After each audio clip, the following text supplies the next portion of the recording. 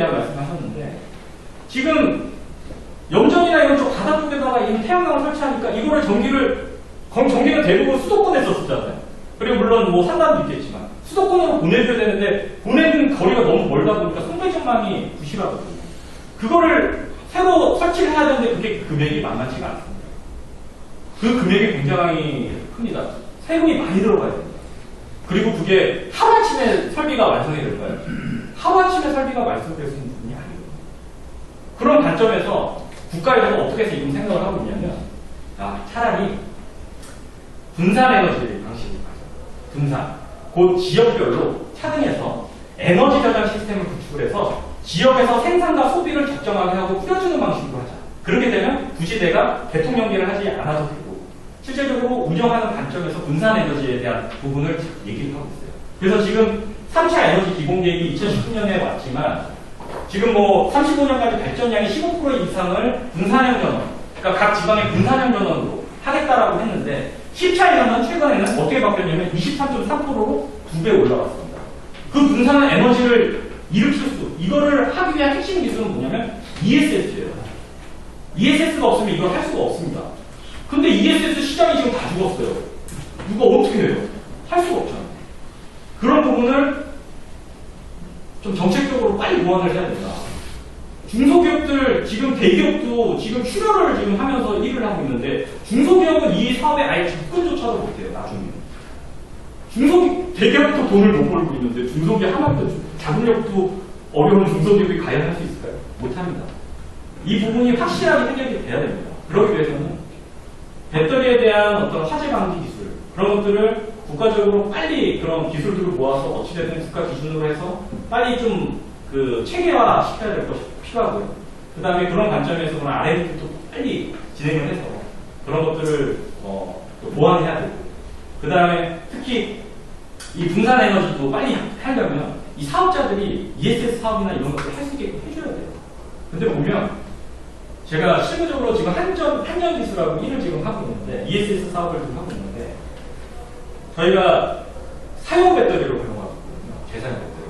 아까 신품 배터리로 ESS를 적용하게 되면 ROI가 한 12.5년 나옵니다. 근데 사용 배터리를 하게 되면 7년 이내로 맞출 수가 있어요. 사용 배터리를 ESS에 적용하게 되면.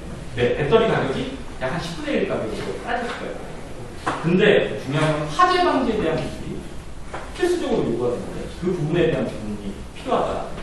그런 부분에서 저희가 한전기술하고 같이 이번에 실증 사업을 하면서 공격 주급하고 하는데 그와 관련해서 저희가 규제 샌드박스를 다 신청을 해봤어요.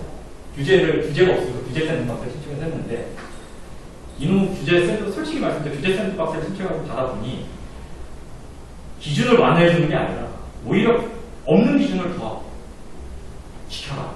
뭐 이런 식으로 나와요. 더 어렵더라고요. 이거 그러려면 규제 샌드박스 왜 하나? 뭐 이런 생각도 들 정도로 그런 생각도 했었습니다. 그래서 제가 이거 이제 끝났고요. 일단 앞으로의 발전에 보면은 이 2차, 10차 에너지 기본계획 때는 분산 에너지, 태양광이고 신재생이고 어찌됐든지 효율성을 갖추려면 ESS에 대한 어떤 시장이 복원이 돼야 된다. 그런 관점에서 말씀드리겠습니다. 이상입니다.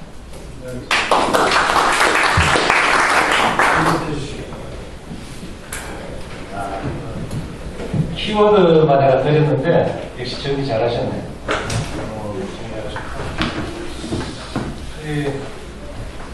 지금 이제 시간이 좀 많이 지났죠. 많이 지났고 이게 지금 사실 2차 전지 아마 일반인들 같은 경우에는 상당히 좀 어렵게 느껴지실 겁니다. 그런데 보통 일반인들도 주식들을 하시잖아요. 지금 M&A 자본시장에서는 하반기에 가장 발목할 만한 지금 주식을 살아보는 2차 전지 쪽입니다. 여러분 그건 참고하시면 좋습니다. 참고하시면 좋고 지금 2차 전지 여러 분야에서 검토를 했는데 지금 우리 발표자께서도 말씀을 하셨지만 안정성 문제가 사실은 제일 쟁쟁한 세계적인 문제인데요. 안정성이 제일 큰 문제인데 우리 일반인들도 우리 테슬라 전기자동차 많이 얘기 들어보셨잖아요. 거기 제가 알기로는 한 5,000개에서 6,000개 정도가 배터리가 들어간답니다. 그래서 테슬라가 불이 잘 나잖아요. 불이 잘 나는데 그리고 이런 게도 있다고 해요. 전기차는 예를 들어서 화재가 나게 되면 이 지나가기가 또 쉽지가 않다 그래요. 소방 쪽에서. 그래서 해외 사례를 보면 독일에서는 이렇게 한답니다.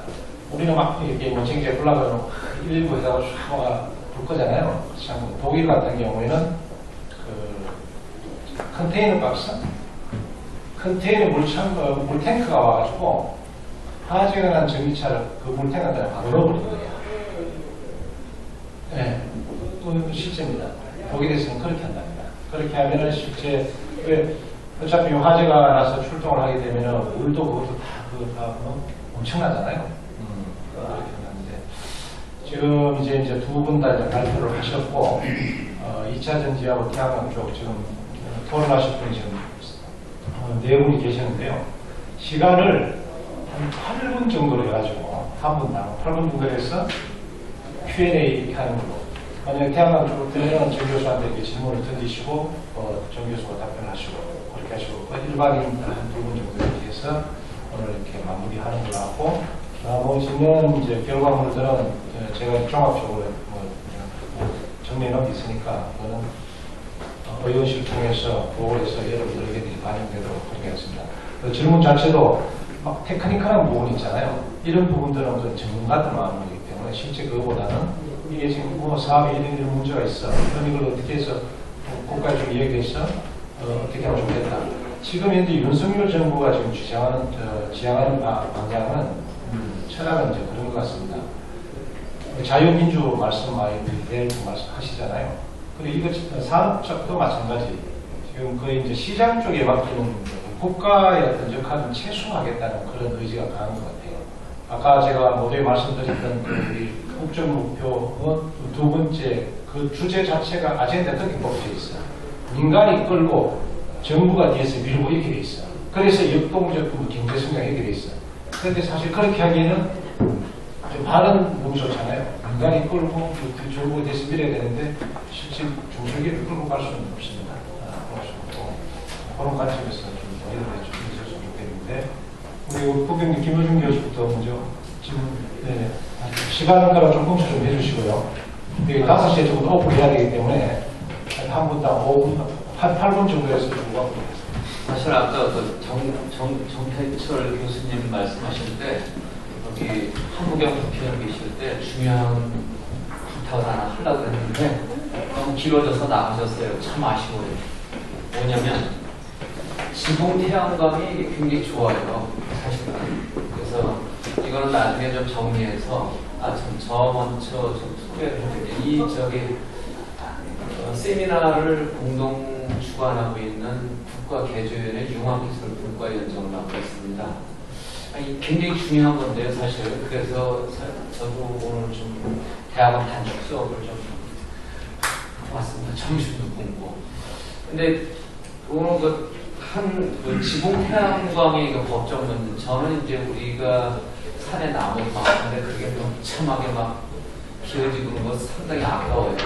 그리고 이제 그걸로 인해서 전기를 생산하려고 또 원자력 혹은 뭐 복합 화력이라든가 태양광이라든가 태양광 말고 또 있죠. 그래서 그런 거를 짓는 게 지금 굉장히 그 사회적 비용이나 또 예산이 많이 들어간다고 봐요. 그래서 가장 중요한 게 저는 육상 태양광 중에서 지붕이라고 보고 있어요. 물론 그거의 효율은 조금 적지만, 근데 아까 말씀하신 거 보니까 10기가와트요? 이런 정도면 아주 대단한 거거든요.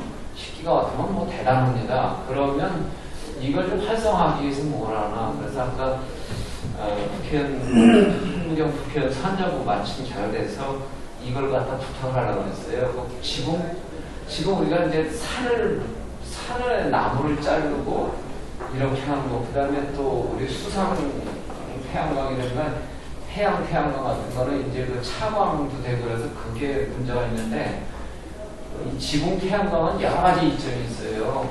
온도도 낮춰질 수 있고. 그래서 그 지붕 태양광을 갖다가 장려하는 데는 사실상 이 기업 보고만 하려면 힘들어요. 그럼 말을 안 듣는데 어떻게 해요? 안 한다고 그러는데.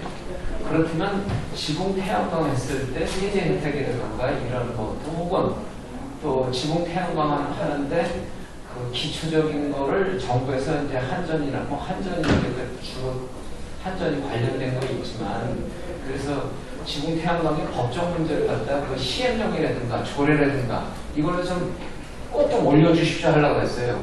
근데 중간에 그냥 나가시니까 그것도 이제 정책 그 토론이 있어서 나가셨고요. 네.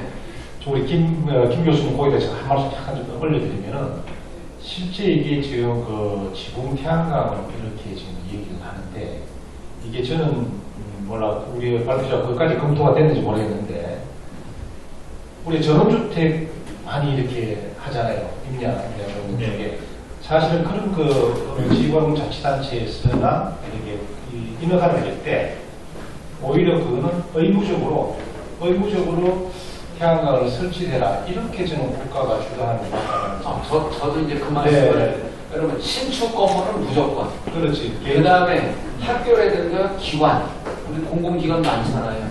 이런데도 여러 가지 그 까다로운 현행 법의 규제 때문에 못하고 있어요. 그래서 그거를 갖다가 좀 발제를 해달라고 그러려고 했더니 가셨어. 그래서 굉장히 안타까워요. 두 번째. 두 번째. 우리 저 박호영 박사님한테 말씀드리겠습니다. 지난번 세미나에서 그 삼성 부회장 하셨던 박응서 박사님께서 어떤 제안을 하셨냐면 반도체 연합을 만들어야 되겠다 이런 얘기를 해요. 근데 저는 아까 말씀하셨듯이 우리나라 배터리에서도 최강국이고 그렇죠? 그리고 이제 아까 많이 강조하셨는데 ESS라든가 뭐 이런 거에 대해서는 저는 그 마이너한 거라고 2, 3년 아니면 그리고 기술적으로 해결이 되리라고 봐요. 그래서 이제 그런 거는 그런 디테일보다는 우리가 난 박호영 박사님 아까 발표하는 자세로 보고 이래서 우리 박호영 박사님이 어떻게 이걸 주도적으로 해서 우리나라하고 배터리 강국들 있잖아요. 우리나라 지금 오페크가 지내 기름 올리고 싶으면 올리고 내리고 싶으면 내리잖아요. 근데 석유화학도 사실은 와서 그 화학공장 터지고 이런 사고가 많이 났어요. 그런 것처럼 저는 이 배터리가 사고 나는 것도 ESS에서 사고 나는 것도 이런 것도 자동차 사고 나는 것도 그런 거의 일련의 과정이라고 봐요. 이게 몇 년 되면 다 해결이 된다고요. 그렇다면 우리가 배터리 강국으로서 할 거는 여태까지는 에너지를 갖고 우리는 에너지를 갖고 석유값만 올리면 그냥 가서 하는데 그거에 반대로 미국에서는 미국에서 그 식량 메이저가 있습니다. 식량 메이저는 사우디아라비아의 식량을 갖고 무기에 썼어요. 올리면 우리도 이걸 이렇게 할래. 자, 그러면 자동차를 굴리고 그러려면 배터리가 굉장히 중요합니다. 그러니까 우리는 왜 오페크처럼 그걸 안 하나. 근데 이게 국가에서 하면 또 카르텔이라고 해서